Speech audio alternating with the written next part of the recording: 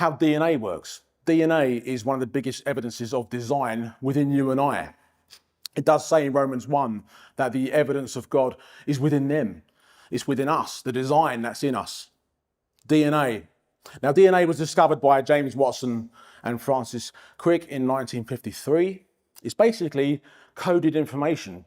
Your body is full of coded information.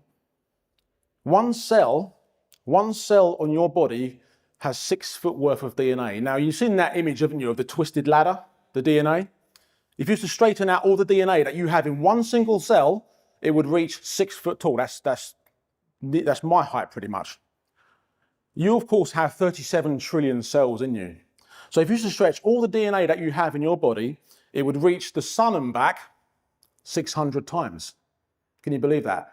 All the DNA that you have in your body, if you stretch it out in one long line, 37 trillion cells, it would reach the sun and back 600 times. And as I said, all this DNA, it is all coded information. If you was to store this information on a laptop, you need 1 million laptops to store all the data that you have in your body. 1 million laptops to store all the data and information that you have in your body. That's how much you'd need. So imagine it's like a book. A book is full of information, isn't it? And it's designed information. It's not just a series of random letters. A book contains designed, comprehensible information. And that's exactly the same with DNA. You need to understand it. If you was to pick up a Chinese book, you'd see a series of nice, pretty little symbols. They'd mean nothing to you. Does anyone speak Chinese here by any chance? Didn't think so.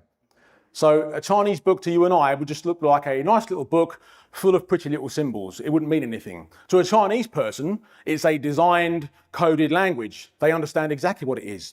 And that's exactly how DNA works. If you understand the language, if you understand the code, then the information within the DNA is very, very cleverly designed. Now, of course, where did this information come from? Who pre-programmed it? Where does this code originate from? Well, they'll tell you that it's something called auto-encryption. Auto-encryption, in other words, the information can create itself. The information can just come into existence by itself. That's what the biologists and the genetics people will tell you. People who are experts in the field of genetics and biology will tell you that this is auto-encryption. The information encrypts itself. If you speak to someone in the field of information science, in other words, IT, information technology, computers, if you speak to a professor or a doctor in that field, they will tell you that auto-encryption is impossible. So you basically have there a conflict between two fields of science, one saying one thing and one saying the other. It's something you can use against the evolutionist. Oh, follow the science.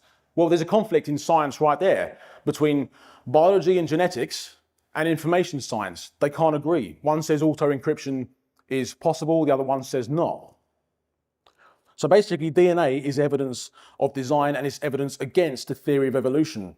Now, the thing is with DNA is it cannot cross over genetic barriers. It cannot cross over genetic barriers. What do I mean by that? Turn to Genesis chapter 1, verse 24.